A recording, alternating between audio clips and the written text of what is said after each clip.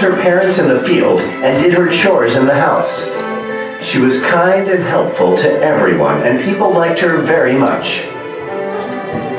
Mary was going to get married soon to a good and honest man named Joseph.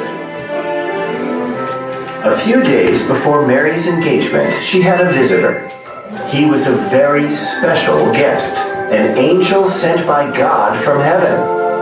The holy angel Gabriel visited her in her room and called her in her sleep. When Mary opened her eyes, she saw a heavenly figure bathed in a pool of white light floating beyond her window. It wore bright white robes and had big silver wings fluttering behind him. At first, she thought she was dreaming, but later, when she heard the angel's voice, she realized this was no dream.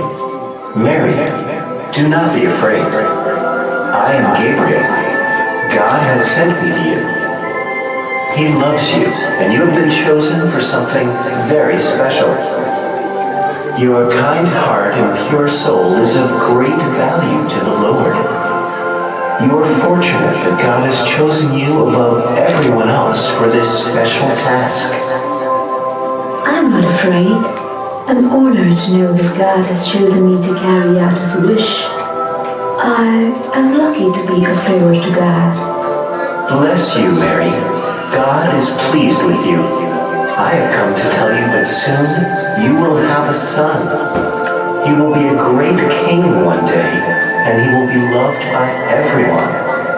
He will be called the Son of God. Mary was at first shocked at what Gabriel had to say. However, she remained calm and listened to everything that the angel had to say. Then she spoke to Gabriel. But how is this possible? I'm not yet married. Do not be afraid, Mary. The Spirit of the Lord will take over you, and you will be blessed with a son. He will be called the Son of God. He will do great things for the people. He will be hailed as the King of Jews and the Savior of mankind. I'm grateful for whatever the Lord has done for me. I'm happy to have His wish come true through me. The Lord is with you, Mary. You are blessed. Go in peace. Gabriel then left the house of Mary and returned to heaven. Monster Math presents Edition. In a few days, Mary became pregnant. In those days, it was very unusual for a girl to become pregnant before marriage. However, Mary explained everything to Joseph about the angel and God's wish and the son they were going to have. Joseph was a good man, and he accepted everything. He married Mary in a few days. In those days, the king of the land announced a census. He wanted every citizen of his country to be counted and documented. Since Joseph was actually from Bethlehem, he had to go there to be counted. Bethlehem was a long way from Nazareth. Joseph and Mary had a long and difficult journey ahead to Bethlehem. There were no cars or other means of transportation except for a donkey. The whole journey had to be made by foot. Mary sat on a donkey and Joseph walked behind them. It was even more difficult for Mary since she was going to give birth to her baby. After many, many days of walking through the desert, Joseph and Mary finally reached Bethlehem. It was getting very dark when they reached the town. They desperately needed a place to rest and spend the night. But all the inns were full, and nobody would give them space to spend the night. Joseph walked all over the town, knocking at the doors of houses and shops, one after the other, but nobody would allow them to come in. Mary was about to give birth, and it was important that she had a safe and comfortable place for the baby and herself. Joseph and Mary kept feeling hopeless. After searching for a while, Joseph found an empty barn built for cows. There was plenty of fresh straw there. Joseph used the straw and managed to make a bed for Mary. Later in the night, something magical happened. Mary gave birth to a beautiful baby boy. Joseph made a small bed of fresh straw in the manger and laid him there. It was warm and comfortable, and the baby slept happily in the manger. Mary was happy that the predictions of the angels had come true.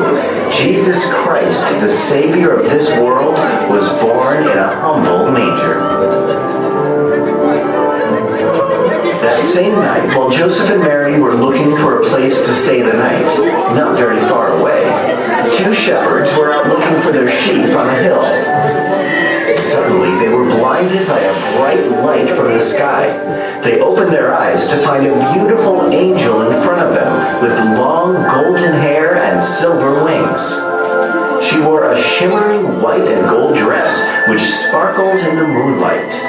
The shepherds did not know how to react and were amazed. Then the angel spoke to them. Do not be afraid. I have come to give you good news. Tonight, in the town of Bethlehem, a baby boy has been born. His name is Jesus. He will be known as the Savior of the world. You will know it is Jesus when you see the baby boy wrapped in clothes in a manger. Go to the villages and let everybody know of this happy news.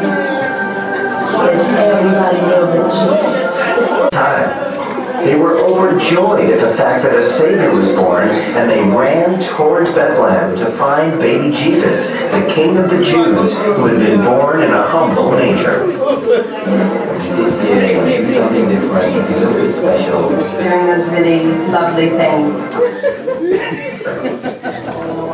When they eventually found the baby in the manger at Bethlehem, they praised him and bowed down in worship. On the night that Jesus was born, 3 wise men were traveling on their camels across the desert. Suddenly, there felt a flash of light come down on them. They looked up at the sky and they saw a bright star. It was a kind of star that they had never seen before. The 3 wise men were aware of the prophecy of Jesus. They were waiting for the Star of Bethlehem to appear, and when they saw it, they were overjoyed. It meant that the Savior of the world and the King of the Jews was born. At the time of Jesus' birth, the country was under the rule of King Herod, who was a very selfish and evil king. When the 3 wise men informed King Herod of the star they had seen in the sky and what it had meant, King Herod was worried that he would lose his kingdom to this baby boy. He told the wise men to find the baby Jesus and let him know where the baby was. Although the king informed the wise men that he wanted to find the baby so he could go and worship him, Herod was actually plotting to kill the child. He feared that Jesus would grow up to overpower him someday. The 3 wise men followed the star for several days and found baby Jesus in the manger. They were surprised to find the future King of Jews lying in a barn. They found the barn in which Jesus was born a few days after he was born. Finally, the star stopped right over the manger. They smiled at Mary and bowed down in reverence to the new baby. They had brought gifts of gold, frankincense, and myrrh for the baby. These were very valuable gifts and only given to kings. It was highly unusual for anybody to give these precious things to a newborn baby. However, this was no ordinary baby, and the wise men fully understood the purpose of Jesus' birth. And so, now you know the story of Christmas and how